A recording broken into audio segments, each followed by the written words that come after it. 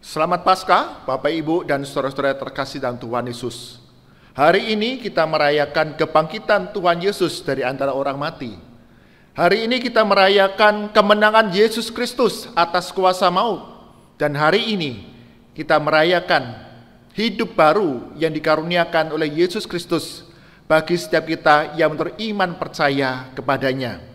Kiranya ibadah Paskah pada pagi hari ini menginspirasi kita semua menjadi anak-anak Allah yang mengalami pembaruan hari demi hari, semakin serupa dengan Yesus yang bangkit. Tuhan berkati kita semua.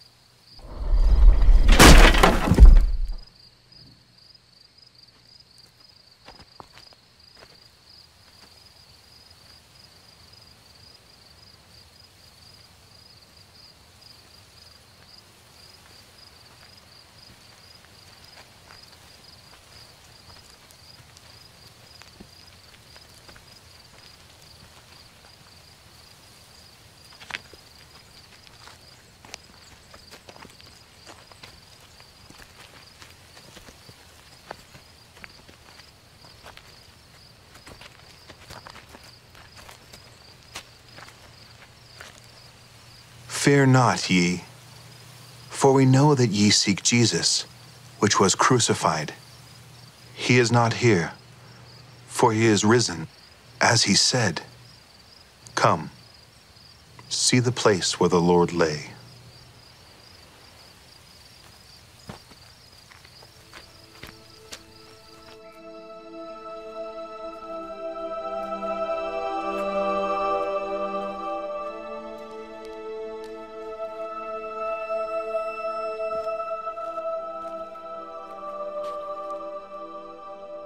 Woman, why weepest thou? Whom seekest thou? Sir,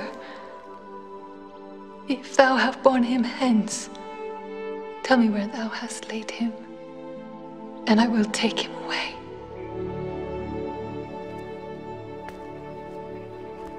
Mary. Rabboni. Touch me not, for I am not yet ascended to my Father.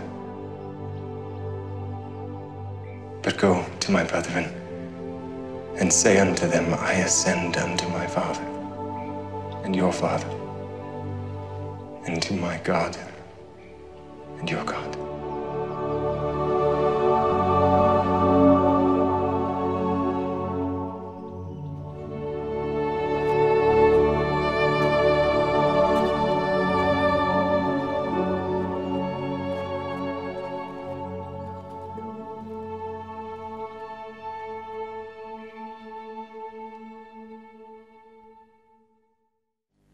Shalom, selamat pagi Bapak Ibu yang terkasih dalam Tuhan Yesus Kristus. Tuhan sudah bangkit untuk kita. Dia menang atas maut. Dia sudah menebus segala dosa kita. Dan kita bersyukur bahwa Allah kita, Tuhan kita adalah Tuhan yang hidup. Tuhan yang senantiasa ada untuk kita semuanya. Mari pagi hari ini dengan penuh ucapan syukur kita bersyukur untuk kebangkitannya. Kita bersyukur punya Allah yang dahsyat seperti Dia. Dan sebab Dia hidup, ada hari esok. Sebab Dia hidup, ada pengharapan untuk kita semuanya. Mari Bapak Ibu, kita bersyukur, kita bersorak bagi Dia, sebab Dia hidup. Mari Bapak Ibu, kita bersorak bagi Dia. Kita memuji Dia yang hidup bagi kita. Dia yang bangkit untuk kita. Dia yang menang atas segala maut, menebus dosa kita.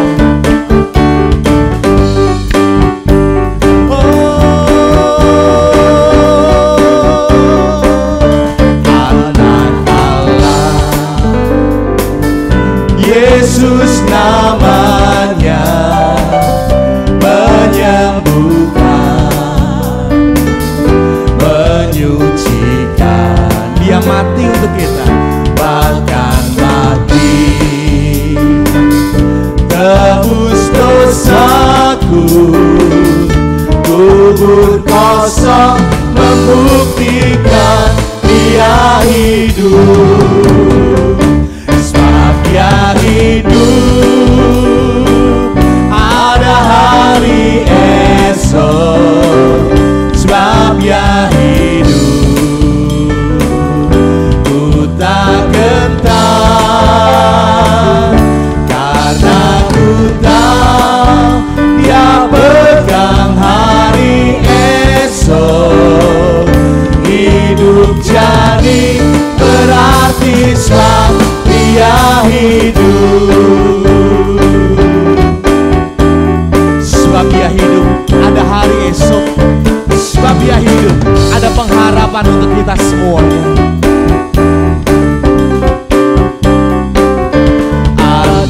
Allah, Yesus namanya menyembuhkan, menyucikan, bahkan mati tebus dosaku. Kubur kosong membuktikan Dia hidup. Sebab Dia hidup, Dia hidup, ada hari esok. Sebab Dia hidup, ku tak gentar, karena ku tahu Dia pegang hari esok. Hidup jadi berarti sebab Dia hidup. Sebab Dia hidup, sebab Dia hidup, ada hari esok. Sebab Dia hidup, ku tak gentar, karena ku tahu Dia pegang hari esok. Hidup jadi berarti sebab Dia hidup. Sebab Dia hidup, sebab Dia hidup, ada hari esok. Sebab Dia hidup, sebab Dia hidup, ku tak gentar, karena ku tahu Dia pegang hari esok. Hidup jadi berarti sebab Dia hidup. Hidup jadi, hidup jadi berarti sebab Dia hidup. Sekali lagi, hidup jadi berarti, berarti sebab Dia hidup. Haleluya. Tuhan kita, Allah kita, Allah yang hidup untuk kita semuanya. Puji nama Tuhan. Bapak Ibu, Tuhan Yesus sudah mati untuk kita.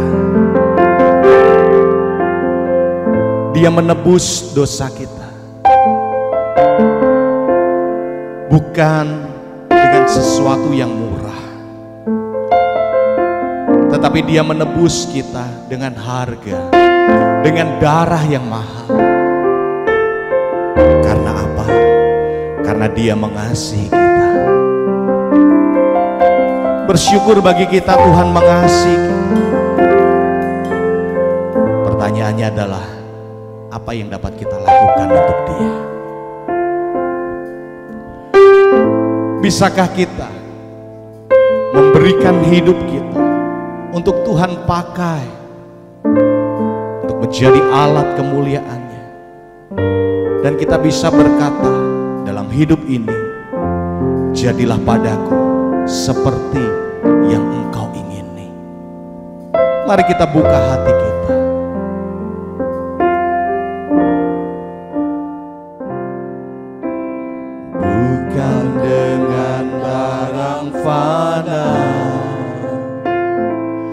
Kau membayar dosaku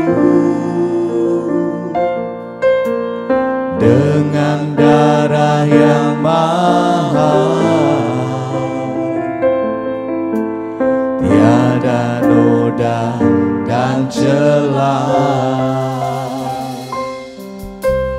Bukan dengan emas perak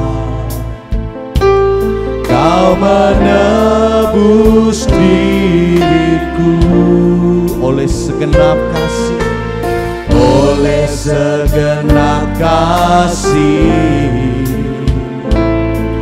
dan pengorbananmu, ku telah mati dan tinggalkan cara hidupku yang lama. Semuanya sia-sia dan tak berarti lagi. Hidup ini ku letakkan pada mezbah-Mu ya Tuhan.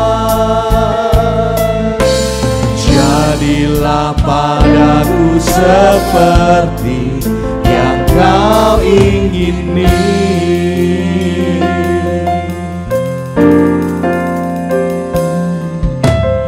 Bukan dengan barang fana Kau membayar dosaku, dengan darah yang mahal,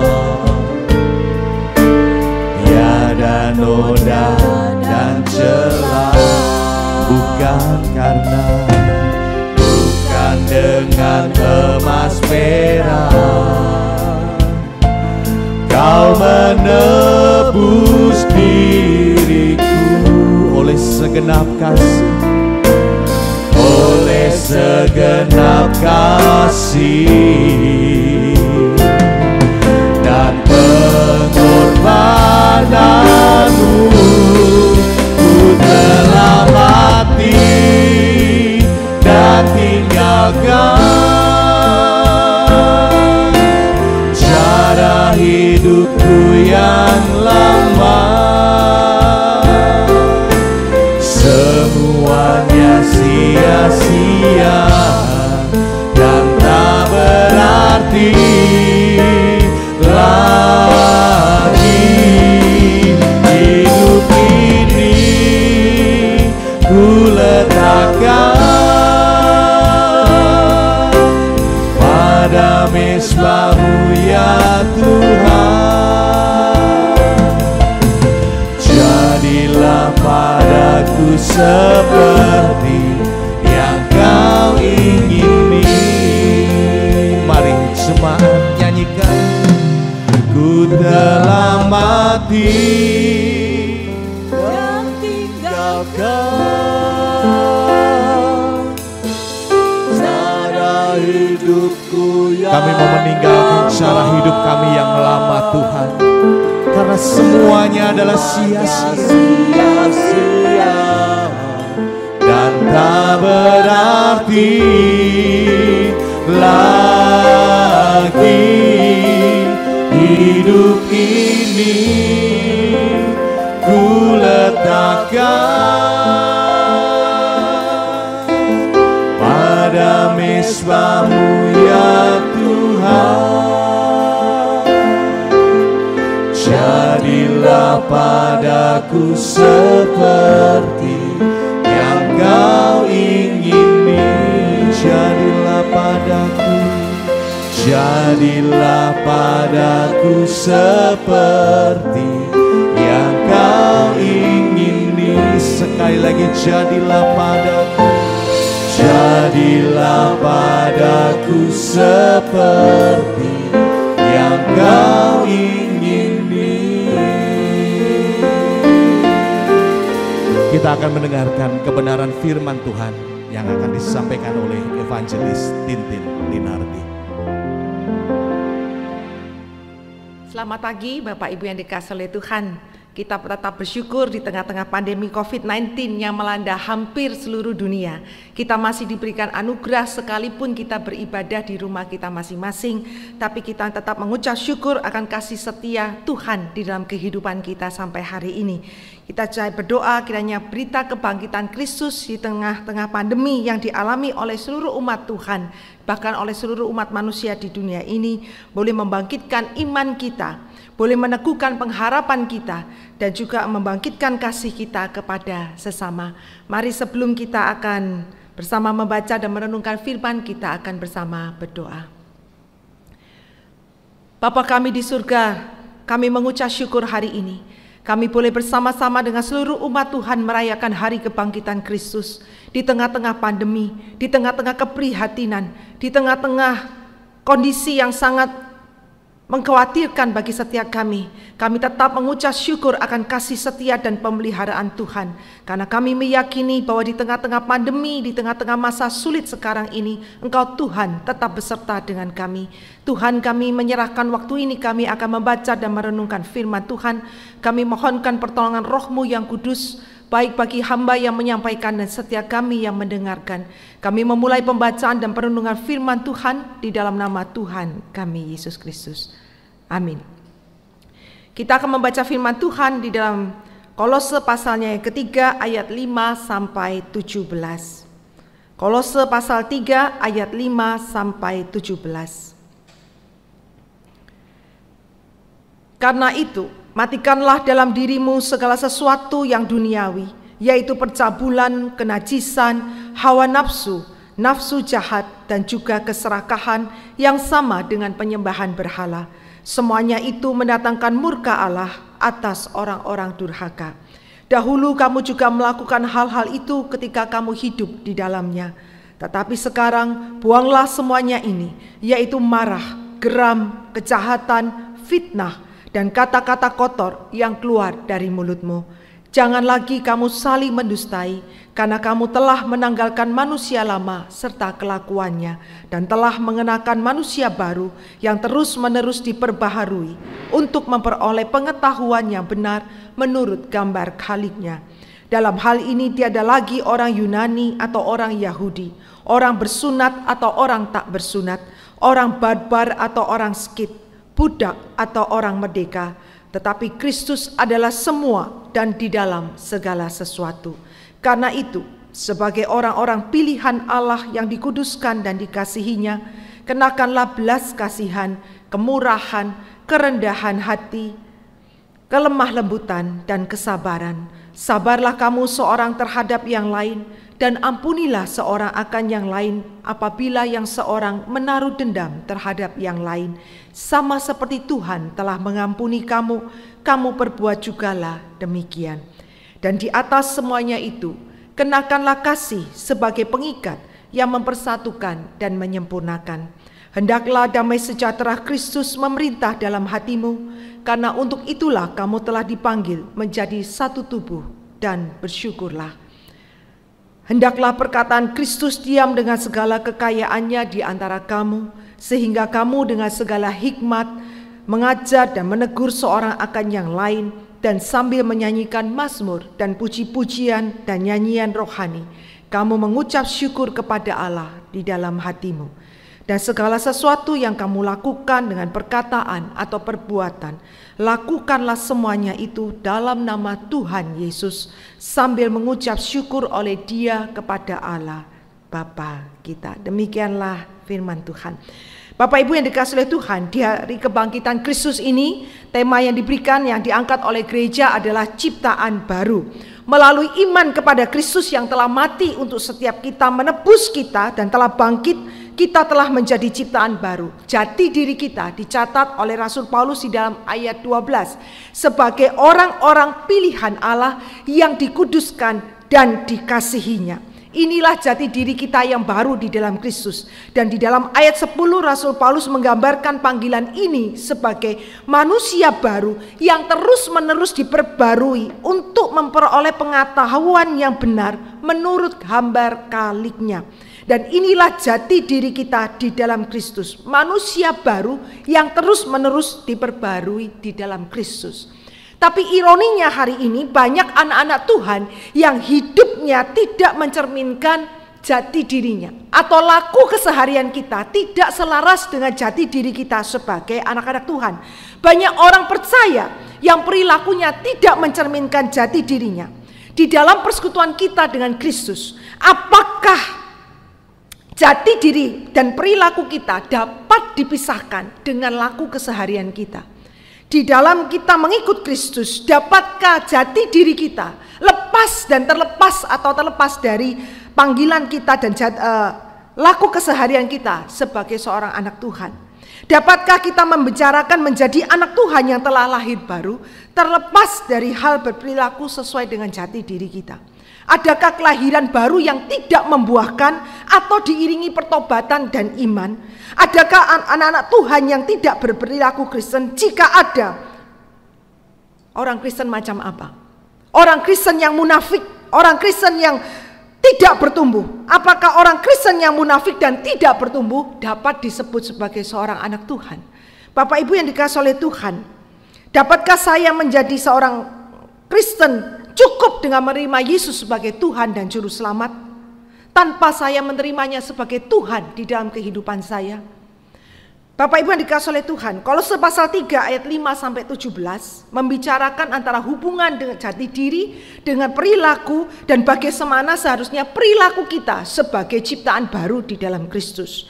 Yang pertama, kebenaran yang pertama adalah bahwa perilaku kita harus berpadanan dengan jati diri.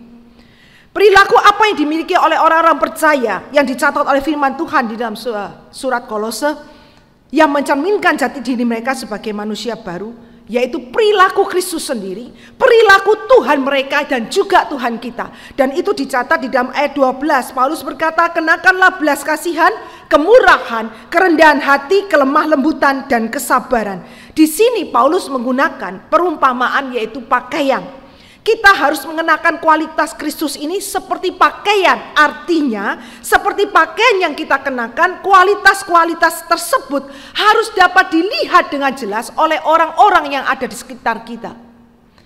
Perhatikan bahwa kelima kualitas Kristus ini yaitu belas kasihan, kemurahan, kerendahan hati, kelemah lembutan dan kesabaran berbeda secara tajam dengan perilaku manusia lama di dalam ayat yang ke-8, yaitu marah, geram, kejahatan, fitnah, dan kata-kata kotor.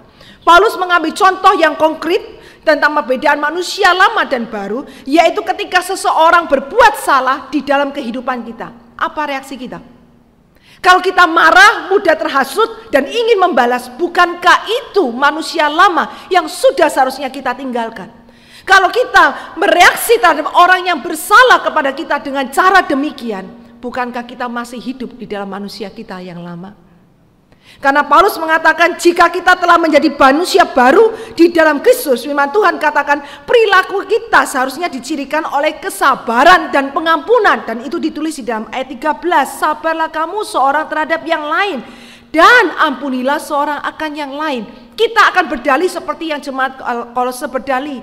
Bagaimana jika mereka melakukan yang sangat jahat kepada saya, bahkan mereka sangat kasar kepada saya? Rasul Paulus menjawab, bahkan jika ia menaruh dendam terhadap kamu, ampunilah orang itu. Mengapa? Mengapa kita harus mengampuni orang yang tidak layak diampuni? Firman Tuhan katakan, alasannya tercatat di dalam ayat 13 bagian akhir, sama seperti Tuhan telah mengampuni kamu, kamu perbuat jugalah demikian. Bapak Ibu dikasihi Tuhan, jadi Paulus ingin mengatakan, firman Tuhan ingin tegaskan bahwa perilaku keseharian kita harus selaras dengan jati diri kita sebagai anak-anak Tuhan. Kalau saya mengaku diri saya sebagai anak Tuhan, sebagai seorang Kristen, maka saya harus hidup di dalam jati diri saya, yaitu berperilaku seperti karakter Kristus sendiri.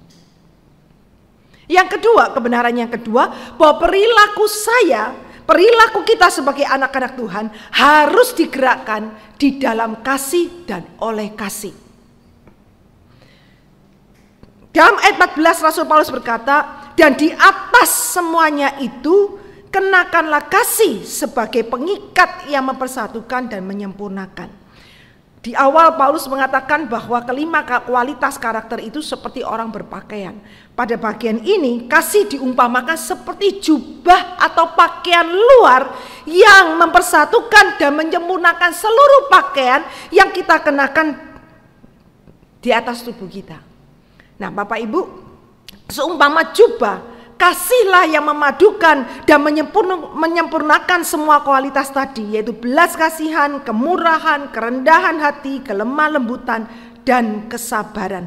Semua kualitas ini tanpa kasih tidaklah sempurna.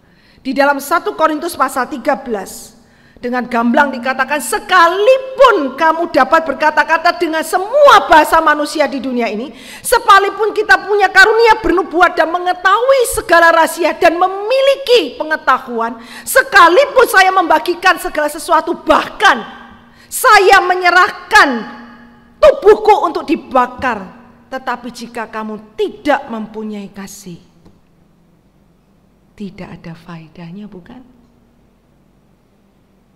Sekalipun kita menyerahkan tubuh kita untuk dibakar, mati untuk Tuhan, tetapi jika bukan karena kasih, semuanya itu tidak ada faedahnya, bukan? Oh Bapak Ibu yang dikasihi oleh Tuhan, semua kualitas yang kita miliki sebagai anak Tuhan, karakter yang kita hidupi, jika tidak dilakukan di dalam kasih dan oleh kasih, semuanya itu tidaklah sempurna. Kasih seperti apa? Kasih sejati seperti yang diteladankan Tuhan kita. Kita sudah melewati minggu-minggu sengsara, kita sudah melewati akan kesengsaraan Kristus, kematiannya dan kebangkitannya. Kasih sejatilah yang membawa Kristus turun datang ke dalam dunia. Kasih sejatilah yang mendorong Kristus untuk dia hidup di dalam dunia, mengalami penderitaan, mati dan akhirnya dibangkitkan. Kasih sejatilah yang membuat Kristus menyelesaikan kehendak Bapa melalui kematian dan penderitaan yang mengerikan, yang paling hina dan yang paling memalukan, yaitu di atas kayu salib. Kasih sejatilah yang menggerakkan Kristus menyelesaikan kehendak Bapa demi orang-orang, bahkan demi orang-orang yang membencinya. Kristus mati bagi kita, bukan? Kasih seperti inilah yang harusnya dihidupi oleh kita sebagai pengikut-pengikut Kristus jika kita telah mengalami kelahiran baru di dalam Kristus. Perilaku keseharian kita haruslah digerakkan oleh cinta yang sedemikian. Bagaimana kita sebagai anak-anak Tuhan membuat dunia dapat melihat kasih Kristus jika kita masih berperilaku seperti manusia lama kita? Bagaimana kita sebagai pengikut Kristus jika kita hidup tidak mengalami perubahan, tidak mengalami pembaruan di dalam karya Roh Kudus-Nya, sehingga jati diri kita membuahkan perilaku-perilaku yang sesuai dengan jati diri kita. Bagaimana kita hidup hari ini, Bapak Ibu yang dikasihi Tuhan? Kita akan melihat satu tayangan video pendek, sebuah kisah nyata. Dan ketika saya mendapatkan video pendek ini, saya sangat diberkati. Inilah kasih yang seharusnya dihidupi oleh anak-anak Tuhan.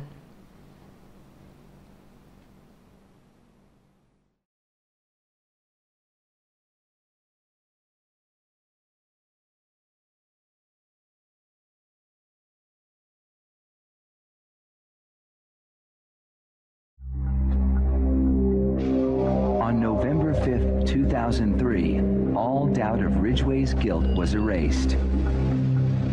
He pleaded guilty to the murders of 48 women. He'd made a deal to cooperate with the prosecution to provide more information on his victims and the whereabouts of their remains. In doing so, he avoided a trial and possible death penalty. Mr. Ridgway, how do you plead to the charge of aggravated murder in the first degree as charged in count 1 for the death of Wendy Lee Caulfield? Guilty. How do you plead to the charge of aggravated murder in the first degree as charged in count 2? Guilty. Guilty. Guilty. It's like he didn't have any remorse at all for what he had done.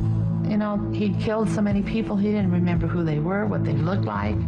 I just couldn't believe that somebody could kill all those people and not remember them.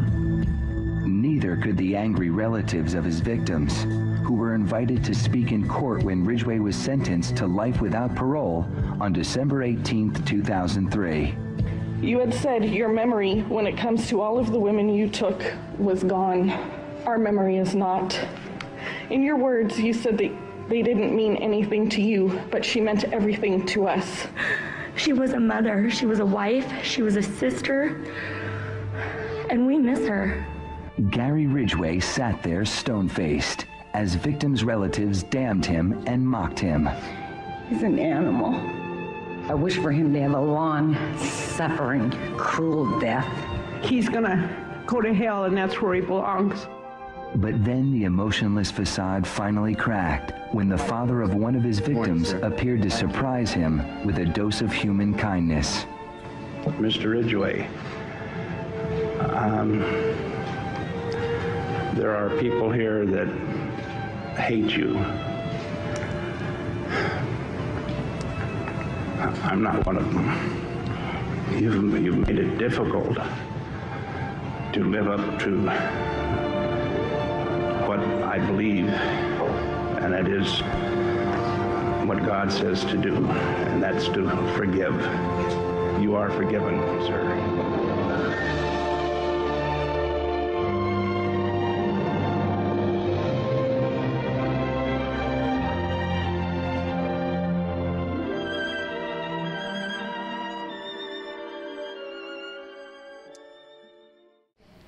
Bapak Ibu dikasih Tuhan, kita telah melihat tayangan tadi bagaimana Bapak ini akhirnya dia mengeluarkan satu kalimat yang mengatakan bagaimana Anda membuat saya menjadi sulit untuk melakukan, tapi inilah yang Tuhan saya ajarkan, yaitu memberikan pengampunan.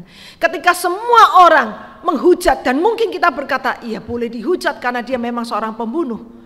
Tetapi pada bagian ini ada seorang anak Tuhan yang akhirnya mengambil satu keputusan bahwa dia ingin melakukan seperti yang Tuhan ajarkan kepada dia, yaitu mengampuni, bahkan mengampuni orang yang sudah membunuh putrinya.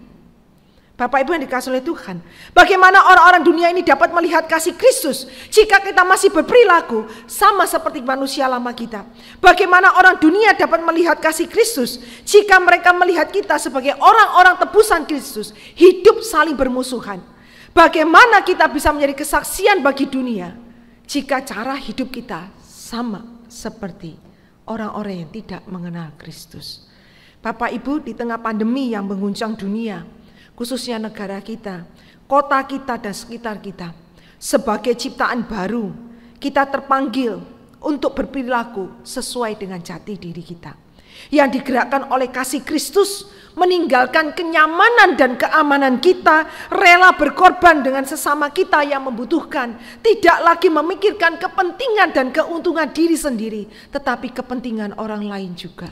Di tengah-tengah pandemi COVID yang terjadi, melanda di sekitar kita, di tengah kekhawatiran, di tengah kegelisahan, di tengah ketakutan kita, mari kita berjuang dan belajar menghidupi jati diri kita sebagai ciptaan baru di dalam Kristus. Rasul Paulus tidak mengharapkan orang-orang percaya di Kolose menjadi komunitas yang dewasa dan penuh kasih secara instan atau seketika. Paulus menyadari bahwa menjadi seperti Kristus, berperilaku seperti Kristus, mengasihi seperti Kristus mengasihi, menuntut perjuangan keras dan serius dari umat Tuhan.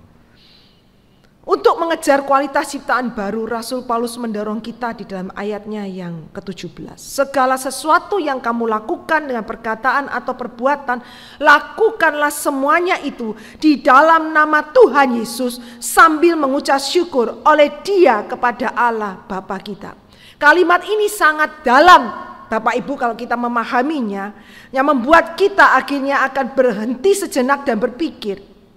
Karena arti dari kalimat ini adalah bahwa lingkup ketuhanan kita itu sangat luas dan tidak terbatas. Yaitu dikatakan segala sesuatu yang kamu lakukan.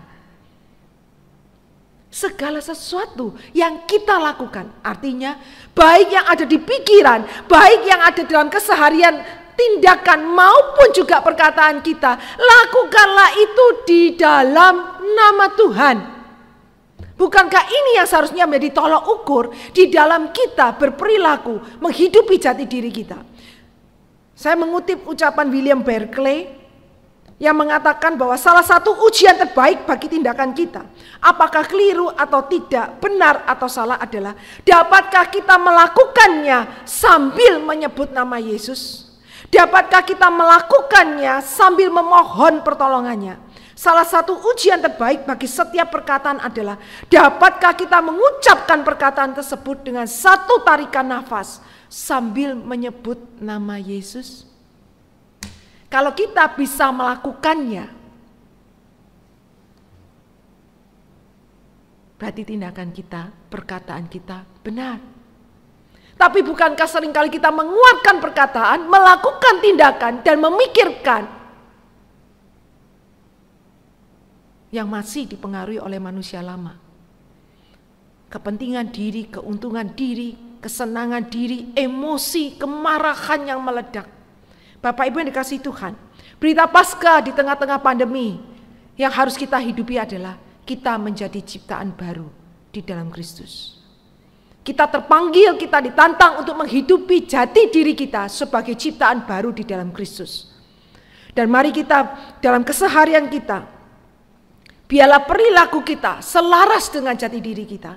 Dan laku keseharian kita digerakkan oleh kasih Allah semata. Sehingga akhirnya kita dapat mengatakan segala sesuatu yang saya lakukan, saya akan melakukannya di dalam nama Tuhan Yesus. Amin. Bapak Ibu, Yesus sudah menang atas maut. Dia bangkit untuk kita semuanya. Dia mengalahkan segala belenggu dosa kita sehingga kita boleh diselamatkan. Mari kita bersorak bagi Dia. Kita memuji Dia, kita bertepuk tangan buat Allah yang dahsyat buat kita. Oh oh oh oh oh oh oh oh oh oh. Gerakanlah kekuatan-Mu ya Allah. Tunjukkanlah kuasa-Mu ya Tuhan. Serahkan musuh-Mu, selamatkanlah umat-Mu. Allah dahsyat di tempat kudus-Nya.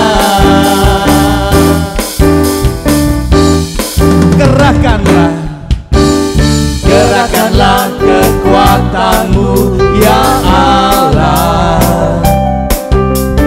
Tunjukkanlah kuasa-Mu ya Tuhan. Serahkan musuh-Mu, selamatkanlah umat-Mu. Allah dahsyat di tempat kudus-Nya. Allah bangkit, bersoraklah. Hey! Allah bangkit, bernyanyilah. Musuh dikalahkan, umatnya dibebaskan. Allah dahsyat di tempat kudus-Nya.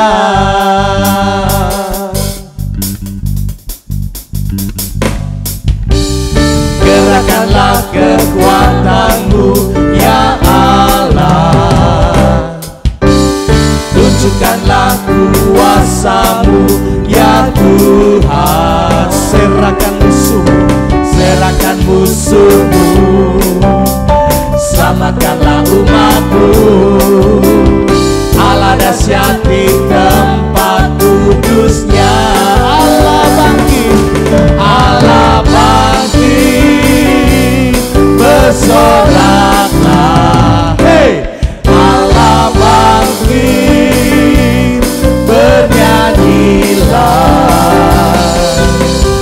musuh dikalahkan, umatnya dibebaskan. Allah dahsyat di tempat kudusnya. Allah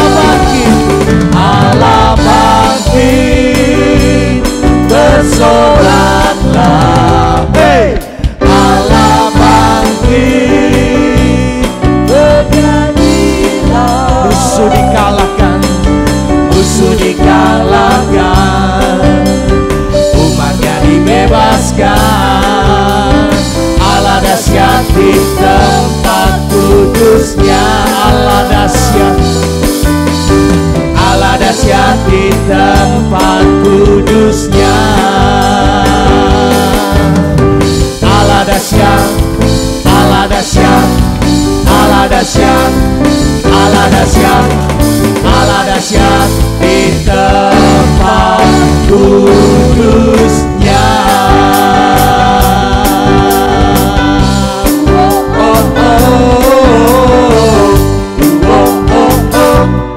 Haleluya, Dia dahsyat, Allah yang luar biasa buat kita semuanya. Puji nama Tuhan. Mari kita masuk dalam doa syafaat. Tuhan Yesus, kami mengucap syukur kasih-Mu yang besar bagi kami, sehingga rela mati di atas kayu salib untuk penebusan kami semua. Bangkit pada hari yang ketiga, mengalahkan kuasa maut, kuasa dosa, sehingga setiap kami menaruh iman percaya kepada Yesus Kristus, kami beroleh kemenangan atas segala kehidupan lama kami. Kami diperbarui oleh Roh Kudus yang selalu berbicara kepada kami, hidup seturut dengan apa yang Tuhan Yesus ajarkan, teladankan bagi kami semua. Sehingga perbuatan kami, tutur kata kami, keputusan yang kami ambil, pikiran-pikiran kami, seturut apa yang menjadi kehendak Tuhan. Ampuni segala dosa kesalahan kami sebagai murid-murid Kristus yang tidak dapat mencerminkan tindakan kami, perbuatan kami sebagai murid Tuhan Yesus. Ampuni segala dosa kesalahan kami, layakkan kami, mampukan kami dan kuasa Roh Kudus-Mu bangkit kembali sebagai manusia-manusia rohani yang diperbarui setiap hari oleh firman Tuhan. Kami berdoa bagi setiap keluarga-keluarga di dalam Jemaat GKMI Kenari, setiap anggota keluarga kami, baik di dalam kota, di luar kota, di luar negeri. Tuhan, jaga kami, peliharakan kami dengan kesehatan, dengan hikmat, dengan sukacita dan damai sejahtera, di tengah rasa khawatir dan takut kami di dalam pandemi virus corona ini. Tapi kami percaya Tuhan Yesus yang peliharakan kami, sehingga kami dijauhkan, sehingga kami diberikan kesehatan, kekuatan yang berlimpah. Kami berdoa bagi bangsa dan negara kami Indonesia, khususnya gereja-gereja Tuhan, bagaimana kami hidup dapat menyatakan kasih Kristus ini kepada masyarakat di sekitar kami, mereka yang terdampak dari setiap keputusan yang diambil oleh pemerintah. Tuhan, tolong kami, berikan hikmat, sehingga setiap rancangan, setiap kasih Kristus yang sudah kami terima ini dapat kami bagikan kepada orang-orang yang membutuhkan pertolongan. Berkati usaha pemerintah dan tenaga medis dalam bekerja, dalam melayani, dalam menanggulangi pandemi virus corona ini. Tuhan, Kau yang akan campur tangan sehingga dapat segera reda, dapat segera diputus untuk penyebaran virus corona ini melalui kerjasama yang baik, baik pemerintah, tenaga medis, terlebih kami, masyarakat Indonesia. Kami bertanggung jawab atas diri kami masing-masing, keluarga kami masing-masing, untuk hidup yang tepat, yang benar, dengan menjaga jarak, dengan tinggal di rumah, untuk mengurangi, untuk membatasi penyebaran virus corona ini. Berikan pola hidup yang sehat, bagi seluruh rakyat Indonesia. Kami boleh bersama-sama untuk saling mendukung, saling menolong mereka yang terdampak, mereka dalam kesulitan akibat keputusan-keputusan yang boleh diambil. Tapi kami sungguh dapat memberikan pertolongan, memberikan bantuan bagi mereka yang dalam kesusahan. Berkati kami semua. Kami berdoa di dalam nama Tuhan kami, Yesus Kristus, yang mengajarkan kami berdoa. Bapa kami yang di surga, dikuduskanlah namamu, datanglah kerajaanmu, jadilah kehendak-mu di bumi seperti di surga. Berikanlah kami pada hari ini makanan kami yang secukupnya, dan ampunilah kami akan kesalahan kami, seperti kami juga mengampuni orang yang bersalah kepada kami. Dan janganlah membawa kami dalam pencobaan, tetapi lepaskanlah kami daripada yang jahat. Karena Engkaulah yang empunya kerajaan dan kuasa dan kemuliaan sampai selama-lamanya. Amin. Saya undang Bapak Ibu Saudara-saudara kita bangkit berdiri sebagai komunitas Menonet. Marilah kita mengikrarkan komitmen kemuridan bersama-sama. Kami bersaksi bahwa tidak seorang pun dapat sungguh-sungguh mengenal Kristus kecuali ia yang mengikutinya setiap hari dalam kehidupan. Dan sebagai bagian dari gereja yang am, marilah bersama-sama dengan gereja-gereja di sepanjang segala abad dan tempat kita mengikrarkan pengakuan iman rasuli. Aku percaya kepada Allah, Bapa yang Maha Kuasa, dari langit dan bumi, dan kepada Yesus Kristus, anaknya yang tunggal Tuhan kita, yang dikandung daripada Roh Kudus, lahir dari anak darah Maria, yang berita sengsara di bawah pemerintahan Pontius Pilatus, disalibkan, mati dan kuburkan, turun ke alam maut. Pada hari yang ketiga, bangkit pula dari antara orang mati, naik ke surga, duduk sebelah kanan Allah, Bapa yang Maha Kuasa, dan dari sana ia akan datang kembali untuk menghakimi orang yang hidup dan yang mati. Aku percaya kepada Roh Kudus, gereja yang kudus dan am, persekutuan orang kudus, pengampunan dosa, kebangkitan orang mati, dan hidup yang kekal. Amin. Arahkanlah hati kita kepada Tuhan, dan mari kita terima berkat daripadanya. Tuhan memberkati kita dan melindungi kita. Tuhan menyinari kita dengan wajah-Nya dan memberikan kepada kita kasih karunia. Tuhan mengajapkan wajah-Nya kepada kita dan memberi kita damai sejahtera dari sekarang sampai selama-lamanya. Amin.